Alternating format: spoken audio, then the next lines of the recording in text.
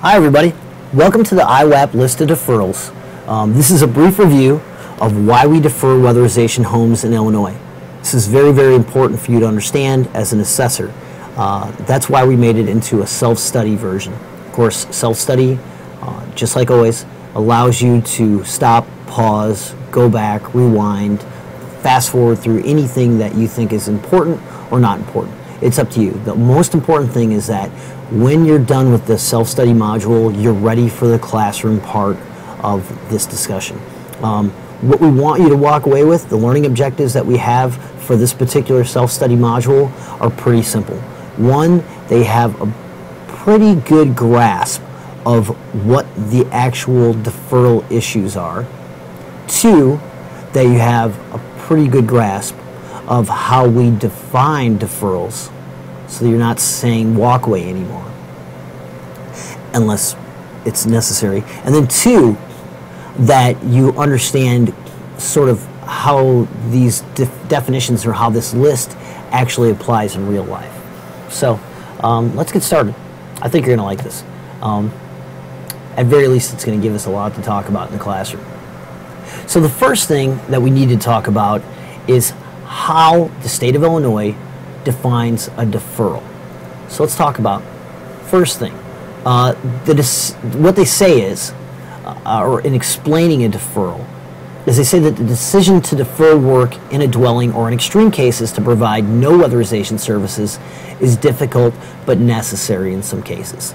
And I think from your own personal experience, you're probably aware of why it's necessary. We definitely, the reasons for these deferrals are also the reasons why we don't want to get into these houses and get too far involved before we realize that we shouldn't have been involved with them to begin with, because our grant, what we do in weatherization, is very limited. So they go on to say that this does not mean that assistance will never be available, but that work must be deferred or postponed until the problems can be resolved. This is very important for you to understand. Please make sure that you walk away understanding and being able to recite this particular component. Why? Because this is how you explain this to your clients.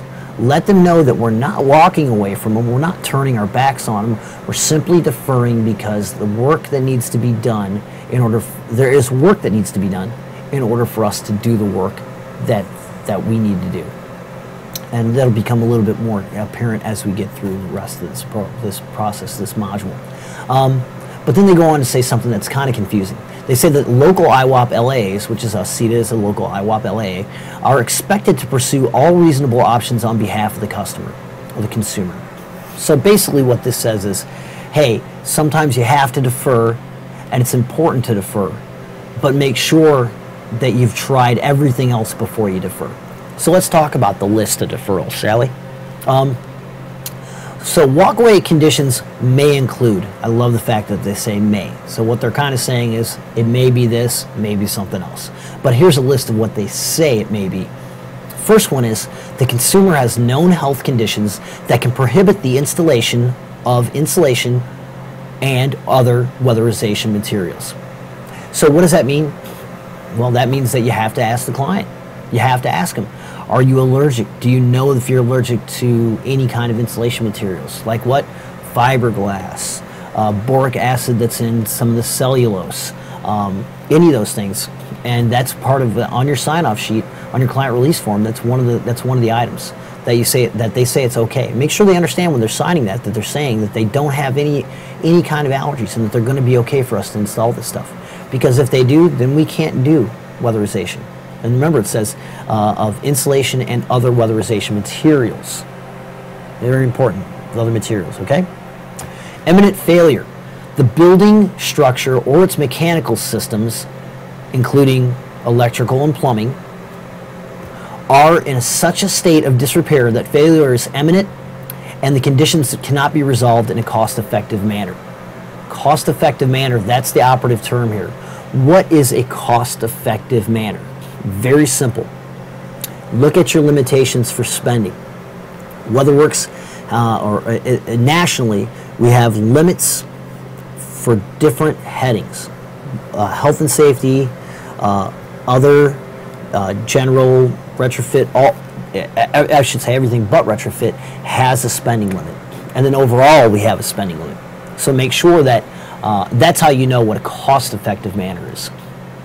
So the next one they talk about are sanitary conditions. This one's a little bit easier to identify. So it says here, if the house has sewage or other sanitary problems that would further endanger the consumer and weatherization installers, not just you, not just the worker, but the homeowner, if weatherization measures are installed. So in the picture here, you have an extreme case. This is an actual picture from an actual weatherization home that was taken, unfortunately, after the weatherization started. But what it says here is, hey, we cannot clean up, we cannot fix your sanitary problems, we cannot fix your broken plumbing. We might be able to stop a leak, but we can't fix your broken plumbing. And if we do weatherization, we're going to make your house worse. So we're going to defer, let you fix that first, okay?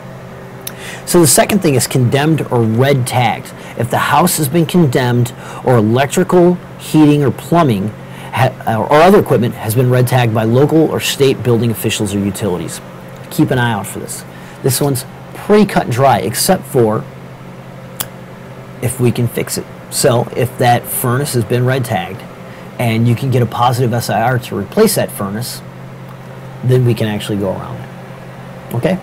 So just letting you know, maybe giving you a heads up to what's coming down the pipe, but that's going to be one of the things we talk about too. Moisture. Moisture problems are so severe that they cannot be resolved under existing health and safety measures and with minor repairs.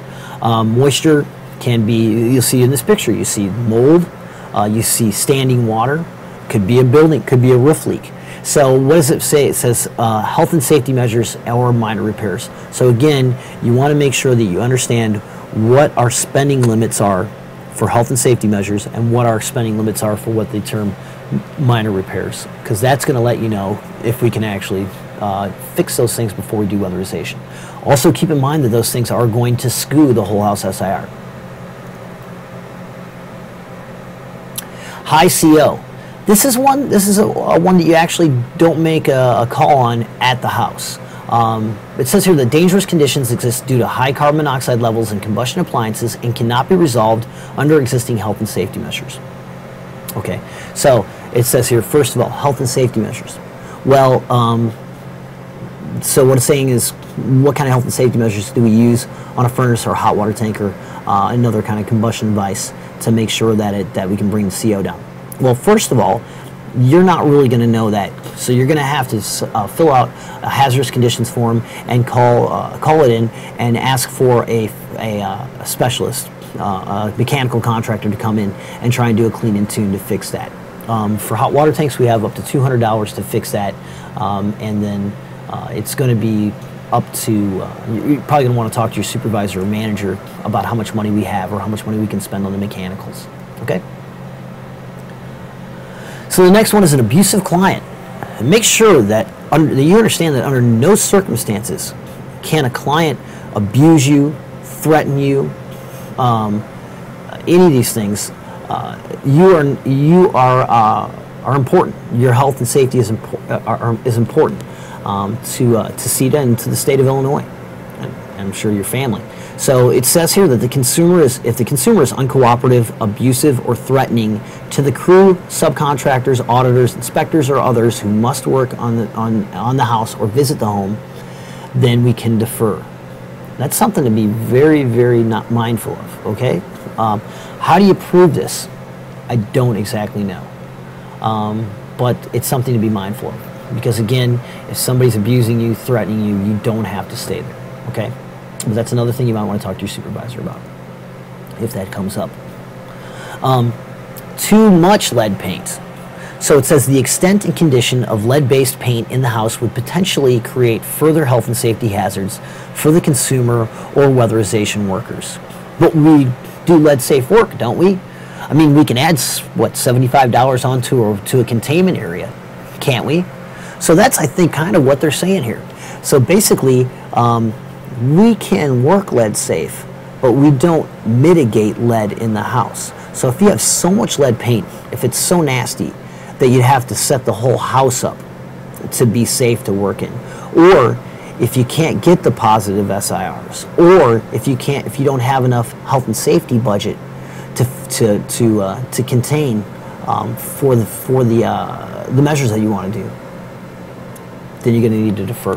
How do you decide that? I wish I had a hard and fast answer for you. Illegal activities. This one's a little bit easier. So what it's saying here is illegal activities are being conducted in the dwelling unit. We defer. We could possibly walk away depending on how illegal that is. Again, it's up to your common sense, up to your supervisor to decide how far you actually go if there's illegal activities going on. But that's something you want to kind of discuss amongst yourselves and in your groups. So the next one, unvented space heaters. This is a relatively new one. In fact, this particular deferral that was given to us by the IHWAP, is based on a change in the National Weatherization Health and Safety Code, and that was an update called 11.6, the WPN 11.6. What it says is, client has an unvented space heater and refuses removal of unit prior to weatherization services being conducted. Now, mind you, that means that somebody has to take it out. We can take it out. Weatherization can take it out. It also says in the standards that we can have one of our contractors take that out. However, it has to be taken from the house. It can't just be uninstalled and then left at the house. It has to be removed from the house. And you have to make sure that the client understands and signs off for that. Okay? So, client refusal. Another one that is a newer one, but very, very important for you to understand. The client cannot refuse installation of any weatherization measures that have been prioritized through the WeatherWorks database. So I ask you, what measures are prioritized by the WeatherWorks database? Well, the answer is the retrofits, because prioritization means given an SIR. Nothing else is prioritized by WeatherWorks. Even health and safety isn't prioritized by WeatherWorks. There's no numbers assigned to it. So what they're saying here is anything that's a retrofit, if it is refused by the client, it is a deferral, possibly even a walkaway. However, there is an addition to this that's been added recently, and that is any kind of fan for ASHRAE fan. So ASHRAE fan is not going to get an SIR, but it's actually part of the air sealing SIR. So in order for us to get the SIR for the air sealing, we're going to have to put a fan in. So if they refuse the fan, that's also a deferral. So let's finish up. So what do they do at the end? What's the last one on the list? You got it, a coverall. And this coverall says any other health and safety condition present or created by, exacerbated by, and cannot be corrected by the delivery of IHWAP funded services. So what does that really mean? Well, basically it means any health and safety condition that they couldn't think of that's going to be exacerbated by us working on the house. Perfect example, too much dog feces. Here's an example of you've got a real bad, a real unhealthy situation in the house because of all the dog feces, and if we tighten up that house, if we make it more airtight, it's just going to get worse. But that's only one example. There could be many examples. So thank you so much for paying attention. This was a little bit longer of a presentation than some of the other ones, but this is a little bit longer of a list. Let's talk about more of these in class and get some ideas of what we think, of how we think these actually apply to real weatherization. Thanks for your attention. I'll talk to you tomorrow.